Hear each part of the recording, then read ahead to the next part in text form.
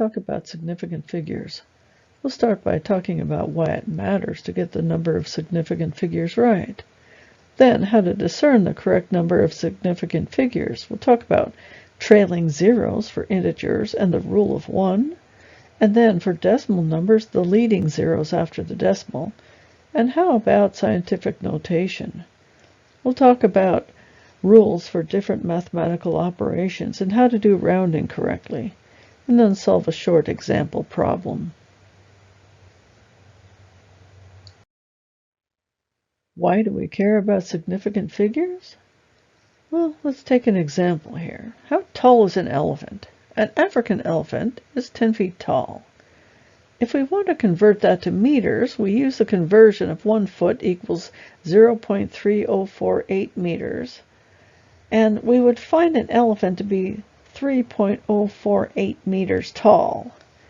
What we're saying here is really that we know the height of an elephant to the millimeter. Does that make sense? Something's wrong here. How can we figure out the right number of significant figures to use in a problem like this? Let's talk about the rules for sig figs. For whole numbers, the trailing zeros don't count as sig figs. For 12,500, we have 3 sig figs. The 2 trailing zeros don't count. For 12,000, we only have 2 sig figs. The 3 trailing zeros don't count. An exception to this rule is a number like 40,000. Here we determine that we have 2 sig figs, even though there are 4 trailing zeros. The rule of 1 means that if we have one integer, we should always count an extra sig fig. Whole numbers always have 2 sig figs. Now, if we have a decimal number, the leading zeros after the decimal don't count as sig figs. So 0.00263 has 3 sig figs. Those first 2 zeros after the decimal are not significant. For decimals, we do count the trailing zeros after the decimal point. So 0.00260 has 3 sig figs. The 2 leading zeros after the decimal don't count, but the 0 that's after the 6 does count, so we have 3 sig figs for this value. Zeros between significant digits are considered to be significant. For 100.250, we have 6 sig figs. The 2 zeros in 100 are followed by a decimal, so they count, and the trailing zero after the decimal counts as well. For 0.0203, we have 3 sig figs. The leading zero after the decimal doesn't count, but the 0 between the 2 and 3 does.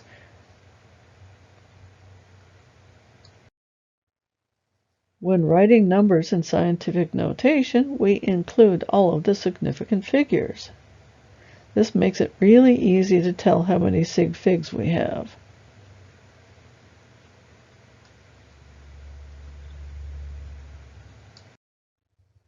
Now, we want to talk about mathematical operations, how to know how many significant figures to keep after doing some math with numbers.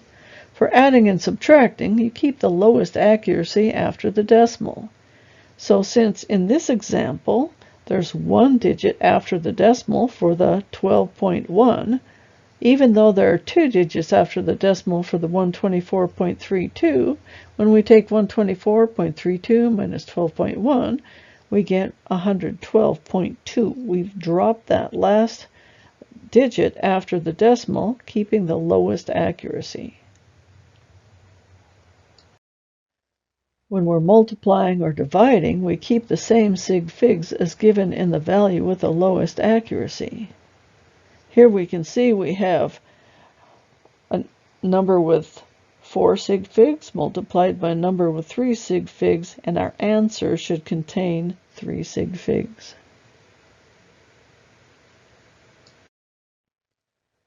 There are also rules for calculus operations. In fact, many physics problems can be solved in various ways. In this class, we keep a simple rule. We keep the same number of significant figures as given in the problem statement. Look at the problem statement. Which value has the lowest number of significant figures? That should be the same as your answer. Or you can keep at most one extra, but no more than that, and no less than the lowest value of significant figures. Now let's talk about rounding. The simple rule for rounding is if the last value before rounding up is 5 or more, you go up one value. So if we have a number like 1.2462, we want to round that to 3 sig figs. Since the first 3 figures are followed by a 6, which is more than 5, we'll bump up that last value. 1.2462 rounded to 3 sig figures is 1.25.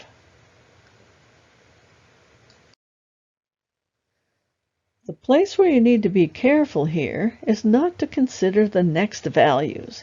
If I have that same number, 1.2462, and I want to round it to 2 sig figs, it only rounds to 1.2. That 4 following the 2 isn't 5 or more, so it's not enough to round up the 2. And I don't care about the trailing 6 there. It's not large enough to matter. Let's work a very simple example.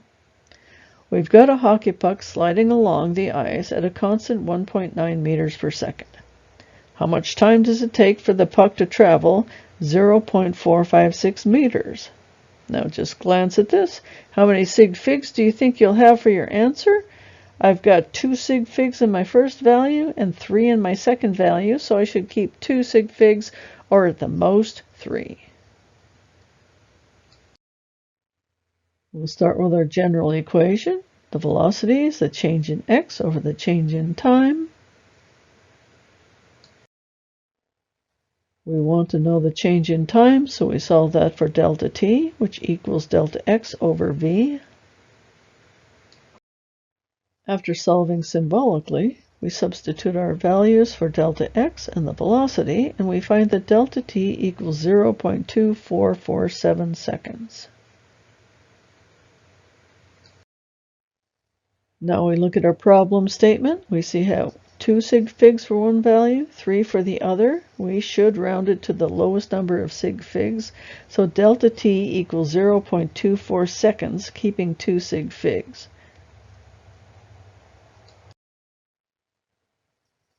We can keep up to one extra significant figure. So if we wanted to keep 3 sig figs, we'd find delta t equals 0.245 seconds.